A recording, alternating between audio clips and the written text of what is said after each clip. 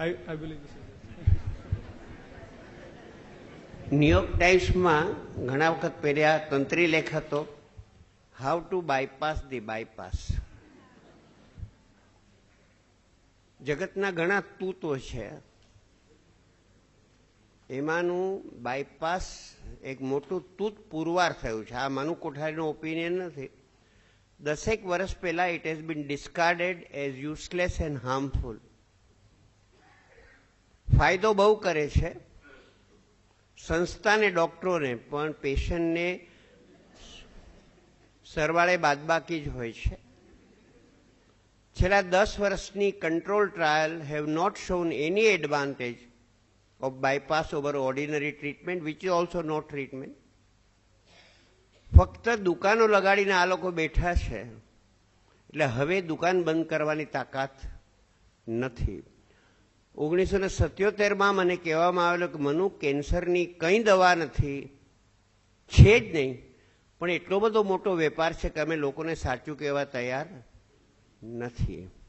અને જ્યાં સુધી દર્દી પોતાની માંદગી પોતાના હાથમાં નહીં લે, તમારો ભય ને અમારો વૈભવ ભેગા દોડે છે, એટલું સમજજો. અને જ્ઞાનની દ્રષ્ટિએ દર્દી ડાક્ટર કરતા મોટો છે, કારણ કે દર્દીને અનુભવ છે, ડાક્ટરને ફક્ત માહિતી છે. દર્દી મારો ગુરુ છે, હું દર્દીનો બોસ નથી.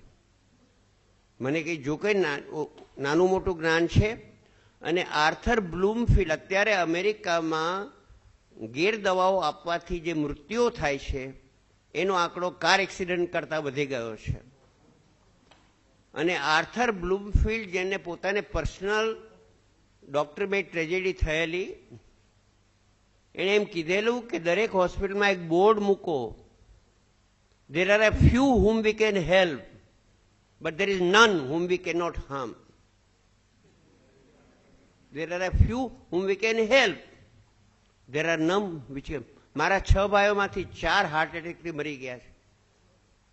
અમારે તો બહુ સ્ટ્રોંગ ફેમિલી હિસ્ટ્રી, 2 નાના અને 2 મોટા. મેં મારો ECG પણ કઢાવ્યો નથી. અને પેલો રુસ્તમ જાલ વકીલ મરતા મરતા કહી ગયો, the ECG machine has done more harm than the atom bomb. 1 મહિના પહેલા હતું ટાઈમ્સમાં કે ECG is useless and harmful, કારણ કે ડાઉટ ન હોય ત્યાંથી ઉભો કરે છે. પેલું ફૂસફૂસ્યું બ્લડ પ્રેશરનું હું 210, 110 10 વર્ષથી આ મેન્ટેન કરું છું. મેં ગોળી ખાધી નથી, માયપું નથી. અને ચેકઅપ કરવા જાવ છો, checkup clinic is a magical place. Person walks in, patient walks out.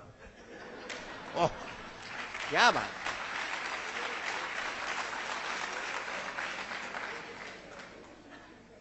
નિષ્પક્ષ રીતે કહું છું, નિષ્પક્ષ.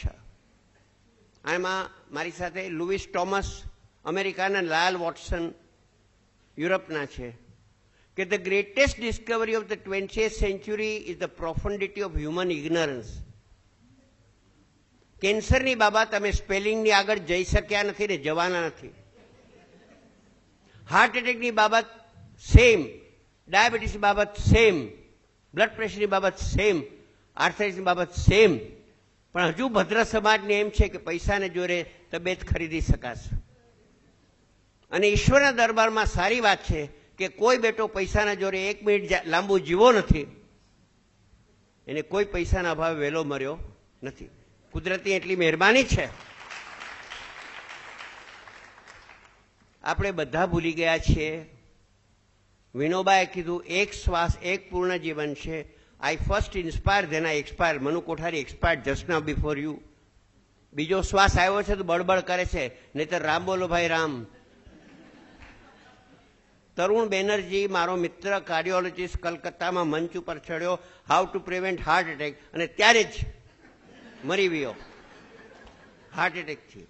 અને 2000 વર્ષ પહેલા, પહેલી સદીમાં માર્કસ ઓરેલિયસ ફિલોસોફરે કીધું, many a physician forecasting death of the patient has had his own funeral attended by the same patient. અમારા નીતુ માંડકે 18,000 બાયપાસ કરીને પોતે જ હાર્ટ એટેકથી ઉપર સીધાવી ગયા. રોગ કોઈ દી આપણને મારતું નથી. મૃત્યુ એટલું પવિત્ર અને મહાન છે, એ રોગની રાહ જોતું નથી. દરેક શ્વાસે હું મરું છું, શ્વાસનો કોટા પૂરો થયો, પતી ગયો. થોડા વર્ષ પહેલા બ્રિજકિન્ડીમાં એક મોટા ઇન્ડસ્ટ્રીયાલિસ્ટ આડા પડેલા, ત્યારે ગરીબ હતા બહુ, 68,000 કરોડ જ હતા 68 વર્ષની ઉંમરે. કારણ કે it is 1/4 of Colgate scam, એટલે હું કહું છું બહુ ગરીબ હતા. ચિત્રગુપ્તે જોયું કે સાહેબનું તો પ્રીપેડ કાર્ડ પૂરું થવાનું છે. ભગવાનને ફોન જોડ્યો કે આને થોડા શ્વાસ આપો ને, ત્યારે શેર હોલ્ડરો સુઇસાઇડ કરશે. એટલે ભગવાન કે શેર હોલ્ડરના પાપિયાનું નામ મારે પાસે લઈ નહીં તો પરસેવા વિનાનો પૈસો છે, હરામનો. અને બીજું સાહેબને કહે છે બિલગેટના પૈસા શ્વાસ વેચાતો નહીં મળે, માગા દીકરીના હોય, વહુના ન હોય. માટે હે ફલાણા ભાઈ, હે બિરલા, હે ગોયંકા, હે મનુ કોઠારી, 100 વર્ષ જીવવાની તૈયારી રાખો ને દરેક આગલા શ્વાસે મરવાની તૈયારી રાખો બોસ. તો પછી બહુ ગડબડ નહીં કરો, બહુ ગુસ્સો નહીં કરો, બહુ સોનું નહીં ખરીદો. કબીરે હસાવો અને મરતી વખતે પણ જરા આનંદથી મરતા પણ શીખો યાર, તો આનંદથી જીવશો.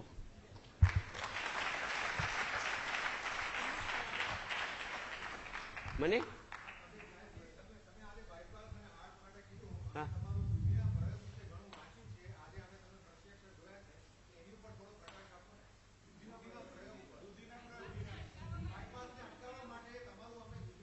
ના, એનામાં શું છે બોસે ભાઈ, એવું છે એક વસ્તુ કહી દઉં, દૂધીનો પ્રયોગ આયુષ્ય વધારતો નથી, પણ બાયપાસના તૂતમાંથી તમને બચાવે છે. પહેલી વાત એ, સૌથી પહેલી વાત. બીજું, ઇટ ઇઝ હાઈલી આલ્કલાઇન, એટલે હાર્ટને એનર્જાઇઝ કરે છે. હાર્ટનું ઇજેક્શન ફ્રેક્શન ઉપર જાય છે, સાંધાઓ ઢીલા પડી જાય છે જે ટાઈટ થઈ ગયા હોય છે, ભેજું સારું રહે છે, કોલેસ્ટ્રોલ નીચું આવે છે, બ્લડ પ્રેશર કંટ્રોલ થાય છે. કારણ કે દૂધીનો રસ સાક્ષાત અમૃત છે, કોબીનો રસ સાક્ષાત અમૃત છે, કોળાનો રસ સાક્ષાત અમૃત છે. સમજ્યા? એટલે પેલી વાત તો એ કે દૂધી ન હોય તો એ બાયપાસ ન કરાવાય. કોઈ તમને ઝેર મફત આપે તો લેવાય નહીં. 1980માં હું તાતા ઇન્સ્ટિટ્યૂટમાં બેઠો છું ને મારી પાસે મેડિસિનનું બાઇબલ હેરિસનનું વોલ્યુમ પડ્યું છે. એનું પાનું ઉથલાયું, કોર્નરી બાયપાસ. માં ચોખ્ખું લખેલું કે 6 મહિનામાં બધા બાયપાસીસ બંધ થઈ ગયા છે, છતાં પણ પેશન્ટને સારું લાગે છે. કંઈક કારણ હશે. એટલે નીચેની 3 થિયરી છે. પેલું, પ્લેસિબો ઇફેક્ટ, ખર્ચ કર્યાનો આનંદ. એનો પણ લોકોને ગર્વ હોય છે, સાહેબ બ્રિજકેન્ડીમાં 17 લાખ રૂપિયા આપ્યા, ક્યાં વાત છે. સેકન્ડ ઇઝ સેન્સરી ન્યુરેક્ટમી, નર્વ્સ કપાઈ ગયા, હાર્ટ તો ખરાબ જ છે પણ તમને ખબર પડતી નથી. અને third and most likely, bypass and angioplasty kill the complaining segment of the heart. When the heart complaining segment is killed, its nerves are killed. તમે પેન ફીલ કરતા ભૂલી જાઓ છો. જંગ જીત્યો મારો કાણિયો, બહુ ચલે તબ જાણ્યો. You have lost part of your heart. You have lost it irretrievably. અને વધુમાં વધુ હું બરોડાને પણ સફિશિયન્ટલી ગંદુ જોઉં છું, પણ મુંબઈ તો મહાગંદુ છે. મુંબઈનો કચરો દૂર થતો નથી, બીજે ઠેલવાય છે. સમજ્યા? એવી રીતે કોર્નરીનો કચરો જ્યારે સાફ કરો, એન્જિયોગ્રાફી, એન્જિયોપ્લાસ્ટિક, બાયપાસથી સીધો બ્રેઇનમાં જાય છે. અમેરિકાની એટલી ઓનેસ્ટી છે કે 2003ના ન્યૂ ઇંગ્લેન્ડ મેડિસિનમાં કબૂલ કર્યું છે કે એન્જિયોગ્રાફી, પ્લાસ્ટિક અને બાયપાસ વચ્ચે 100% બ્રેઇન ડેમેજ થાય છે. 100%. એમાંથી 54માં મેનિફેસ્ટ થાય છે. ફ્રોમ સ્મૃતિ loss to paralysis to loss of senses to loss of vision. પુનઃ મારો એક પેશન્ટ છે, એનું નાક પણ ગયું અને જીભ પણ ગઈ. મને કહ્યું સાહેબ હું તો કાર્ડબોર્ડ ખાઉં છું, કારણ કે જ્ઞાનેન્દ્રિય શક્તિ ગઈ અને આ પણ ગયું. અને મારા સર્જન મિત્રએ એન્જિયોપ્લાસ્ટિક કરાવી. મેં કહ્યું યાર રહેવા દે, તો કે નહીં, ના હું તો ગાઈશ. જાગવાનું ભૂલી ગયા. એન્જિયોપ્લાસ્ટી પછી વેકઅપ સેન્ટર ડિસઅપિયર. ખાઈને સૂઈ જાય, ખાઈને સૂઈ જાય તો ગુજરાતી ભાષામાં કહે તો પોદરા જેવા થઈ ગયા.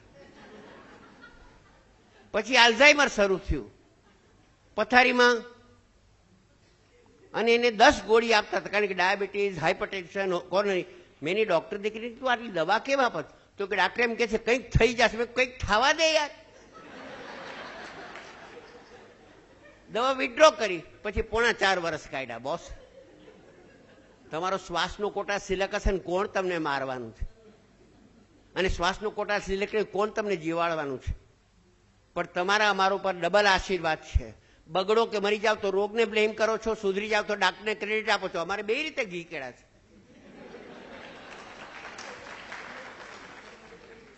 એટલે એક વસ્તુ કહું, 76માં મેક્સિકોના વિનોબા ભાવે મારું કેન્સરનું પુસ્તક રિલીઝ કર્યું. એમાં લખેલું, આ પુસ્તક દ્વારા સામાન્ય માણસ કેન્સર ઉપર એક્સપર્ટ થઈ જશે, કારણ કે કોઈ બેટો એક્સપર્ટ છે જ નહીં. નથી તો નથી. એવી રીતે એક મારવાડી પેશન્ટ આવેલી કલકત્તાથી, બહુ પૈસાદાર. ઘણા લોકો પૈસાથી પીડાતા હોય છે. હાર્ટનો પ્રોબ્લેમ લઈને આવી. મેં કીધું, madam you don't need bypass. મને કે 11 કાઢ્યું તો you are the first one to tell me કે બાયપાસની જરૂર નથી. મેં કીધું, આ ક્ષેત્રમાં બધા જ ગધેડા છે. હું કબૂલ કરું છું કે હું ગધેડો છું. બાકીના 10ની પાસે એ નૈતિક હિંમત નથી કે કહી દે કે કંઈ નથી યાર. બાયપાસમાં કોને ખબર છે? કોઈને ખબર નથી. એન્જિયોપ્લાસ્ટી સ્ટેન્ટ, અને શું વેપલો, શું ધંધો, અને કેટલું હાઉ ઓલ્ડ ઇઝ બાયપાસ? 1899થી આ સ્ટન્ટ શરૂ થયો છે. તમને ઇતિહાસ ખબર છે? અત્યારે 113 વર્ષ થઈ ગયા બાયપાસની ઘાલમેલ ચાલે છે, અને વાણિયા ફેરવી તોડ, કંઈક નવું, કંઈક નવું, કંઈક નવું. અને તમે બધા એટલા પૈસા ખખડતા હોય છે. અને બીજો પેશન્ટ ઉપર જુલમ હોય તો સગાવા લાવવાનું. ઓહો, બે રીતે. નહીં કરાવી જ નાખો. અરે પણ પેલો નથી, નહીં કરાવી જ નાખો. તમારે કેન્સરની ટ્રીટમેન્ટ લેવી પડશે, નહીં હું નહીં બોલું. પછી મારે કેવું પડે કે ટ્રીટમેન્ટના લગ્ન તમારા વર સાથે થાય, તમારી સાથે થતા ને. અને પેલું ખાવા બેસે તો જુએ, જરા ઘી વધુ લીધું. અરે ઘી તો કઈ ઝેરી દવા ખાવ 14-15, ઘી ના ખવાય? શું વાત છે? કેનો ન્યાય છે? રોટલી ઘીમાં બોડીને ખાતા શીખો.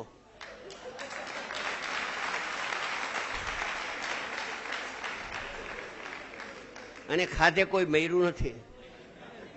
ખાતા આવડે તો ખાતા આવડે. કોઈ ખોરાક, હું તમને કહું, there is no food which is wrong provided you give time. give time.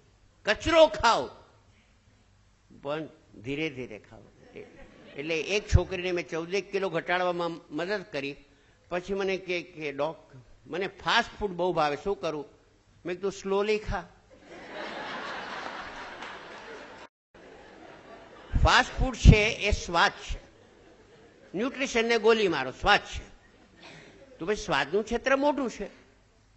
તો મોઢામાં તો સ્વાદ નહીં માણો તો જીભની પાછળ માણવાના. જલ્દી ખાઈ જાઓ. પાઉંભાજી ખાતા કોકોલા પીતા કરે, કઈ કોકોલાનો સ્વાદ નહીં ને પાઉંભાજીનો સ્વાદ નહીં. એના કરતાં એક પકોડું લીધું, એને મોઢામાં ફેરવો, એના પછી એને ચટણીનો ફેરવો, આનંદ કરો. અડધી કલાક લાગશે. મારા એક મિત્ર છે ને કે તાજમહાલમાં લાંબુ બેસવું હોય ને તો ક્લિયર સૂપ ઓર્ડર કરવું અને ફોકથી પીવું.